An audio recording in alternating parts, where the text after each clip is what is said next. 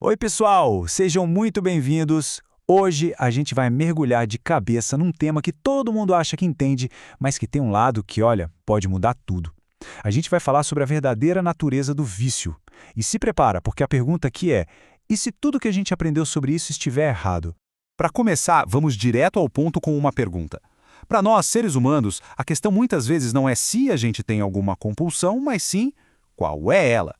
Pode ser álcool, cigarro ou até coisas que a gente nem sempre chama de vício, sabe? Tipo comida, videogame, aquela rolagem infinita nas redes sociais ou até pornografia. É bem provável que todo mundo tenha pelo menos um comportamento que sente que depende um pouquinho, né? E aqui que está o pulo do gato desta análise. E se aquela história que a gente sempre ouviu sobre o que causa o vício estiver fundamentalmente errada? Vamos juntos desafiar essa ideia que moldou a nossa visão sobre o assunto por tanto tempo.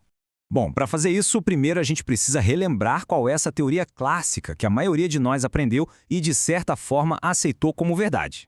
É a famosa teoria do gancho químico. A ideia parece bem simples, né? Basicamente, ela diz que certas drogas têm uns ganchos químicos que meio que sequestram o nosso cérebro. O corpo fica dependente e pronto, a pessoa não consegue mais parar. Parece fazer todo sentido, não é? Pois é. Só que a coisa começa a ficar interessante de verdade quando a gente olha para o mundo real e vê um monte de situações que não batem com essa teoria. Vamos dar uma olhada em alguns exemplos que, olha, colocam tudo isso em xeque. Imagina só essa cena. Uma pessoa sofre um acidente feio, quebra a bacia, por exemplo, e vai parar no hospital por semanas. Para aguentar a dor, que é gigantesca, ela recebe um dos analgésicos mais fortes que existem. E esse analgésico é a diamorfina. Agora, segura essa informação. Diamorfina é, basicamente, heroína de grau farmacêutico. Na verdade, é uma versão muito mais pura, muito mais potente do que aquela vendida na rua. E ela é dada em doses altíssimas, por semanas. Pela lógica do gancho químico, essas pessoas deveriam sair do hospital completamente viciadas, certo? Desesperadas por mais. Só que não é isso que acontece. Estudos super rigorosos mostram que é raríssimo um paciente desses virar dependente. Ué, a conta não fecha se a culpa é só da substância. Esse primeiro furo na teoria nos leva para um exemplo muito, mas muito maior. Talvez o maior experimento com drogas não intencional da história da humanidade, a Guerra do Vietnã. Durante a guerra, a situação era alarmante. Cerca de 20% dos soldados americanos usavam heroína com frequência. Imagina o pânico nos Estados Unidos, pensando naquela multidão de veteranos voltando para casa viciados. Mas o que aconteceu de verdade foi inacreditável e desafiou todas as previsões.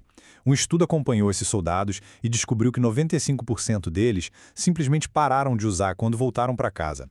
Sem clínica de reabilitação, sem crise de abstinência, eles só pararam. Isso vai totalmente contra a ideia de que o gancho químico é o fator principal. Ok, então se não é só a química da droga, o que mais está acontecendo aí? A resposta talvez esteja num experimento genial, feito com ratos, que mudou para sempre o nosso jeito de entender o vício. Um psicólogo chamado Bruce Alexander sacou uma falha nos experimentos antigos sobre vício. O rato do teste estava sempre sozinho numa gaiola minúscula, sem nada para fazer além de apertar a alavanca da droga. Então ele criou dois cenários. Na gaiola 1, o de sempre. Um rato sozinho com duas garrafinhas d'água. Uma normal, outra com heroína. Mas na gaiola 2, ele criou o que ficou conhecido como Parque dos Ratos. Cara, era um paraíso para eles. Tinha túneis, brinquedos, comida boa, outros ratos para socializar e, claro, as mesmas duas garrafinhas de água. E o resultado na primeira gaiola foi exatamente o esperado. O rato solitário, entediado, sem ter o que fazer, bebeu a água com droga quase sem parar, compulsivamente, até morrer de overdose. A taxa de mortalidade ali foi de praticamente 100%. Agora, no Parque dos Ratos, a história foi outra, completamente diferente. Os ratos que estavam felizes com a vida social num ambiente legal, eles quase não tocavam na água com droga.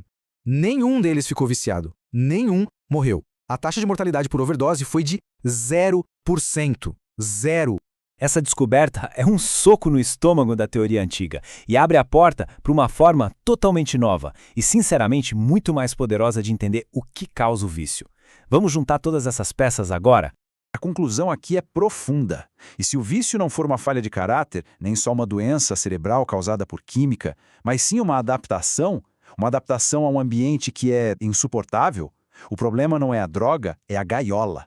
Seja essa gaiola uma selva no Vietnã, uma vida de isolamento, um trauma que a pessoa carrega. Isso tudo tem a ver com uma necessidade básica do ser humano: A gente precisa se conectar, criar laços. Quando estamos bem, felizes, nos conectamos com outras pessoas. Mas, e quando essa conexão é quebrada? Por um trauma, pelo isolamento, pela dor? A gente busca se conectar com qualquer coisa que traga um pingo de alívio. Pode ser o jogo, a pornografia, a cocaína, o videogame. No fundo, o vício é um sintoma de uma crise de desconexão. E agora a gente chega na parte final para entender como essa nova visão muda completamente o jeito que a gente deveria lidar com o vício na nossa sociedade. Se a gente parar para pensar, a nossa abordagem atual faz pouco sentido. A tal da guerra às drogas foca em punir, em envergonhar, em isolar quem é dependente. Ou seja, a gente pega pessoas que já estão numa gaiola emocionalmente péssima e tranca elas numa gaiola ainda pior. Isso só agrava o problema. Então, a solução não é mais punição, é o exato oposto. É criar um parque dos ratos para nós, humanos. E o que isso quer dizer? Quer dizer reconstruir laços, oferecer emprego, apoio psicológico, um senso de comunidade, de empatia. É sobre ajudar as pessoas a se reconectarem com a vida. E isso nos leva a uma frase final que, para mim, resume tudo de um jeito brilhante. O oposto do vício não é a sobriedade. O oposto do vício é a conexão. A verdadeira resposta, talvez, não esteja em combater a substância, mas em transformar o ambiente, a gaiola, e restaurar o que nos torna humanos, os nossos laços uns com os outros.